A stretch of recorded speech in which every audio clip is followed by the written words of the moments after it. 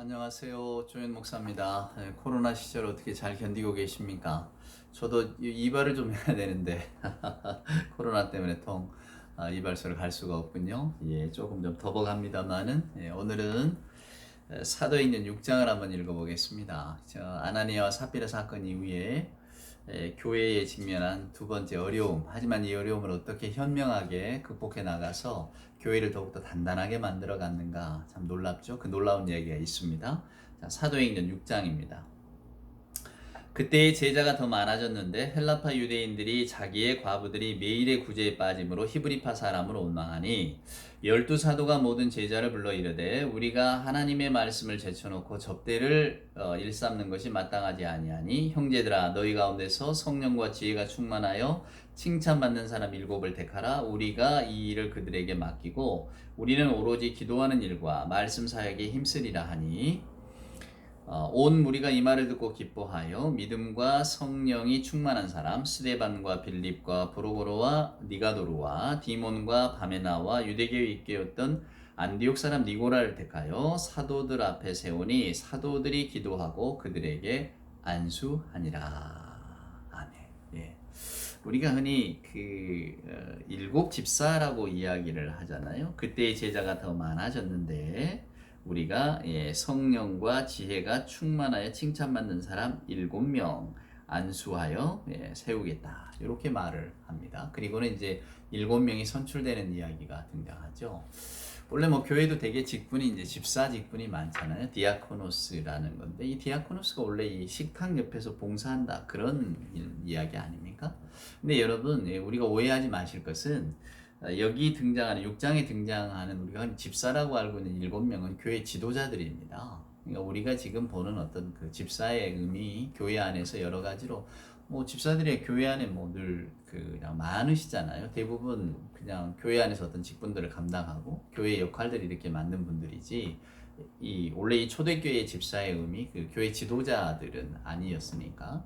근데 이 집사라고 하는 말을 생각해 보면 참 여러분 의미가 깊어요. 디아코노스 식탁에서 봉사한다. 누가 봉사합니까? 아니 뭐 그 가끔 영화에 보면 왜 이렇게 미국 영화는 항상 팁을 주잖아요. 유럽도 그렇지만은 메이드라고 해서 그냥 봉사합니다. 봉사하는 사람이죠.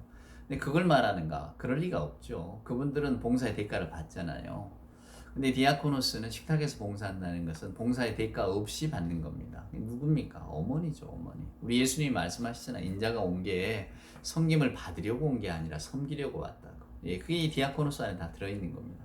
식탁에서 봉사하는 자가 누굽니까? 다 섬기는 자죠. 어머니가 자녀들을 사랑해서 섬기시잖아요. 사랑하는 여러분. 그러니까 우리가 교회 안에서 어떤 직분, 교회 지도자, 뭐 혹은 교회 집사, 이거 안수하에 세우니까 뭐 안수 집사 뭐 이렇게도 생각하시는데 뭐 목사건 장로건 교회의 어떤 그 지도자의 역할을 감당하는 분들은 다 어머니 같은 분들이 되셔야지 뭔가 다른 쪽으로 가시면 안 된다 그 말입니다. 어머니는 그냥 아무 대가 없이 섬기시잖아요. 사랑하는 여러분. 그게 교회의 봉사자들, 교회의 지도자들의 가장 근본되는 모습이고 그 근본되는 본이 누구에게 있느냐면 그리스도께 있잖아요. 인자가 온 것은 섬기려고 왔다고 말입니다. 그러니까 집사라 얼마나 뜻이 아름답습니까? 식탁에서 봉사한다.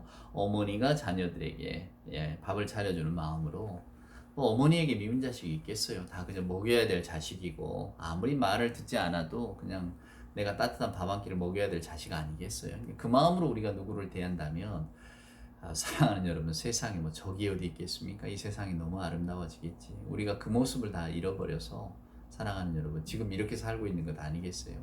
애타하고 속상해하고 누가 누구를 인정하거나 받아들이지 못하고 살아가지만은 어찌됐건 우리에게는 이런 아름다운 모습이 있습니다. 근데 자 이제 초대교회가 직면한 가장 큰 문제 교인 숫자가 늘어나니까 오늘 본문에 보면 어떻게 됩니까? 헬라파 유대인들이 자기 과부들이 매일의 구제에 빠짐으로 히브리파 사람을 원망하였다. 무슨 이야기입니까? 이게 이제 이스라엘의 슬픈 역사가 녹아 있는데요. 다윗 이후로 그 왕국이 분열되잖아요. 그 아들 솔로몬에. 그래서 이제 북이스라엘과 남방 유다로 분열이 되는데 주변의 강대국들이 이 이스라엘을 가만 놔두지 않습니다. 그래서 이스라엘 역사를 보면 기원전 722년에 아수르라고 하는 제국에 의해서 북이스라엘이 멸망을 하고 기원전 589년에 남방 유다가 바벨론에 의해서 멸망을 합니다. 근데 옛적에는 멸망을 하면 여러분 어떻게 있습니까? 도시는 파괴되고 그 안에 있는 귀중품은 다 가져가잖아요. 그리고 그냥 남자들 죽이거나 다 끌고 갑니다, 여러분. 주로 이제 뭐 왜냐면 반역을 못하게 해야 되니까 다 끌고 가서 노예화 시키는 거죠. 아니면 자기 식민 백성화 시키는 거고. 그러니까 나라가 다 흩어져 버립니다. 그러니까 이스라엘의 역사를 이렇게 보면 그 722년에 아수르에 멸망하고 589년에 바벨론에게 멸망하면서 이미 국가의 근간 자체가 다 없어져 버린 거죠. 백성들이 다 흩어진 겁니다. 그때에 흩어진 유대인들을 디아스포라라고 합니다. 디아스포라 유대인. 근데 하나님의 복음의 관점에서 보면 여러분 이게 놀라워요. 디아스포라로 세계 각국에 퍼져 있었기 때문에 나중에 이게 그리스도의 복음이 세계 만방으로 퍼져나가는데 이 사람들이 큰 역할을 하게 되거든요. 그러니까 하나님의 일은 우리가 감히 헤아리거나 측량할 수도 없습니다. 하나님께서 왜 이스라엘에게 이런 시련을 주셨는지, 이스라엘 백성 눈에서 보기에는 속상하기도 하고 왜 우리를 그냥 평안히 살게 안 두십니까? 왜 우리를 그냥 다 흩어버리십니까? 왜 우리는 나라 없이 살아야 됩니까? 이런 원망을 가질지 모르지만 하나님은 하나님의 역사를 하나님의 방식으로 이루어 가시니까요. 이게 이런 역사를 이렇게 신앙의 눈으로 바라보면 그랬구나. 이게 722년, 589년 이런 역사들을 통해서 결국은 세계 만방으로 흩어지게 되고 오늘 또 그 사람들을 통해서 그리스도의 복음이 전해지는구나. 그러니까 오늘 6장 1절에 나오는 헬라파 유대인, 히브리파 유대인, 히브리파 유대인은 그냥 히브리 그 유대 지역에 계속 살았던 사람들을 말하는 거고요. 헬라파 유대인이라고 하면 그때 흩어졌던 사람들, 세계 각지에 떠나갔던 사람들, 결국 그들이 나중에 뭐 무슨 6월절이나 절기가 되면 예루살렘 성전을 찾아오잖아요.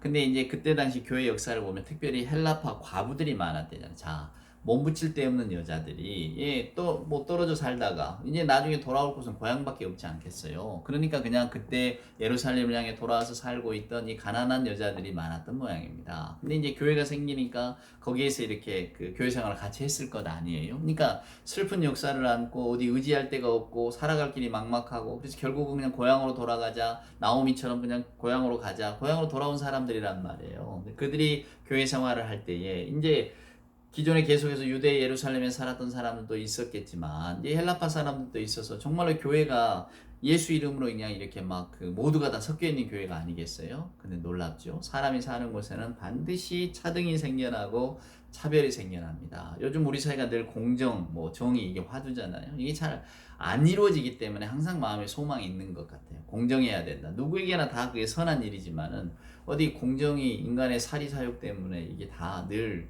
깨어지는 어떤 가치가 되지 항상 지켜지는 가치가 되는 건 아니잖아요. 말로는 번드르하게 공정을 이야기해도 또 다른 생각을 가지고 그저 자기 가지고 있는 힘을 이용하거나 이런 분들이 우리 주변에 얼마나 많습니까? 근데 오늘 이 교회 안에도 말입니다. 이런 게 생겨난 거예요. 구제를 해야 되면 다 해야 되는데 헬라파 과부들이 빠지는 겁니다. 그러니까 당연히 히브리파 사람들을 원망하게 돼요. 그때 당시 뭐 다 베드로니 뭐 다 그 예수님의 제자 그룹은 전부 다 히브리파 유대인들 아닙니까? 어찌됐건 유대의 뿌리를 내리고 살았던 사람들인데, 그러니까 당연히 다른 데서 들어왔던 헬라파의 어떤 유대인들은 좀 서운함을 가질 수밖에 없겠죠. 우리가 주류가 아니잖아요. 그런데 어쩌다 보니 이렇게 자꾸 구제에도 빠지고 뭐 하니까 속상했겠죠. 뭐 수는 작지만은 그럼 우리가 더 도움이 필요한 사람들 아닙니까? 그런 불평이 나오니까 오늘 이제 이 베드로가 같이 예수님의 제자 그룹과 논의를 하는 겁니다. 우리는 기도하고 말씀 전하자. 그리고 이런 일들을 현명하게 맡을 사람을 좀 뽑아서 하자. 그런 불만이 없지 않겠는가? 그러고는 7 집사를 선출을 합니다. 여기에 놀라운 진리가 있어요. 여러분, 아이가 있는데 말입니다. 자, 사과를 잘라서 나눠줘야 돼요. 정확하게 나눠야 되는데 그게 어디 정확하게 나눠줍니까? 틀림없이 불만이 있지.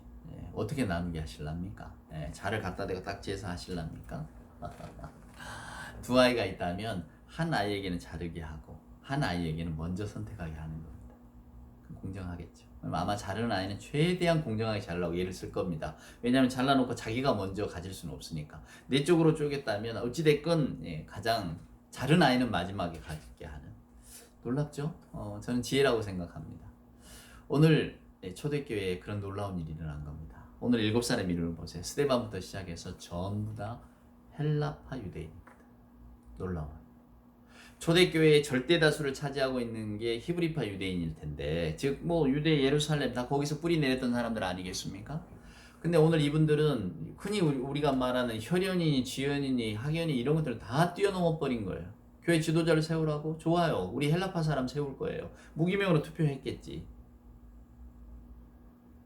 다 밀어준 거예요.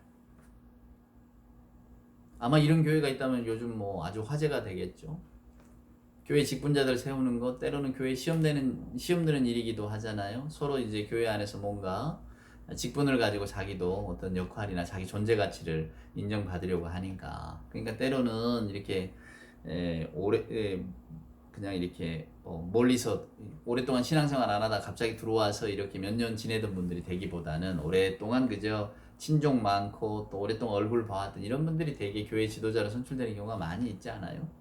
근데 오늘 이 초대교회는 그걸 다 뛰어넘어 버렸어요. 7사람을 뽑는데 단 한 사람도 유대인이 아니고 히브리파 유대인이 아니라 전부 다 헬라파 유대인에서 선출을 했다니까요. 놀랍죠.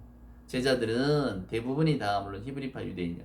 기득권을 다 내려놓은 거예요. 여러분 이것이 교회 모습 아니겠습니까? 그러니까 사도행전 5장에서도 많이 사람들이 칭송했다. 즉 우리가 기대했던 말을 뛰어넘었기 때문에 사람들이 칭송하는 겁니다. 도대체 뭐가 다른가 고민하고 있죠. 요즘은 뭐 교회가 여러 가지 일들로 사람들의 입에 안 좋게 오르락내리락 합니다. 교회를 별로 좋지 않고 뭐 이기적인 집단이 이렇게 보는 분도 많아요. 그러니까 뭐 사람들이 칭송을 얻기보다 오히려 비난의 대상이 되는데, 자, 사람들이 뭐 다 똑같지 않겠습니까? 칭찬할 일이 있으면 칭찬하고 비난할 일이 있으면 비난하지, 교회에 대해서 그렇게 별로 곱지 않은 시선을 보내는 분들이 무슨 예수님과 철천지 원수가 졌다고 그렇게 미워하겠어요. 그것은 교회가 쌓아온 어떤 결과들을 보고 그들이 가진 어떤 생각일 것입니다. 오늘도 마찬가지고요. 그러니까 저와 여러분이 오늘 이 말씀 이렇게 볼 때 뭔가 좀 달라. 한번 보세요, 여러분. 교회가 오늘 이 초대교회처럼 전부 대부분이 그냥 히브리파 유대인들이 주로 차지하고 있는 곳에서 헬라파 유대인들 전부 지도자로 세웠다? 이런 일들, 기득권을 자기가 내려놔 버렸다? 오히려 다른 사람, 소수를 그냥 지도자로 세웠다? 이런 일들이 일어날 때 사람들이 놀라는 것 아니겠어요? 칭찬은 거기서 나오는 것이죠.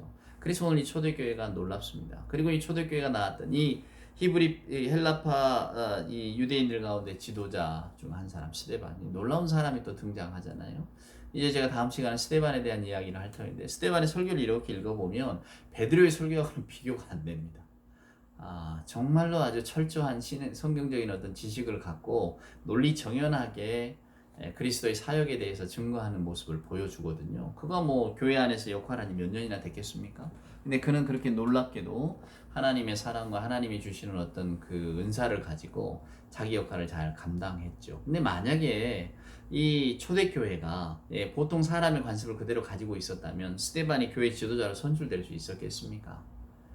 그저 오히려 묻혀버리거나 뭐 그냥 이렇게 사라지는 사람이 됐을 수도 있겠죠. 근데 초대교회는 그걸 다 뛰어넘었습니다. 즉 우리 인간의 생각이나 인간의 어떤 그 편리함이나 인간이 자연스럽게 펼쳐지는 이런 것보다 더 우선인 것은 하나님의 뜻인 거죠. 하나님의 이름이 선하게 보여지는 거죠. 하나님이 기뻐하시는 공동체를 만들어가는 것 아니겠습니까? 그것이 바로 헬라파 유대인들이 지도자로 모두 선출이 되어지는 그런 놀라운 일로 일어나는 겁니다. 초대교회, 즉 누가는 이 사실을 저나 여러분에게 담담하게 일러주고 있죠. 그러니까 오늘날의 교회 생활, 또 오늘날의 교회 지도자, 우리가 이 사도행전을 읽으면 교회가 나아갈 방향이 분명히 보이지 않습니까?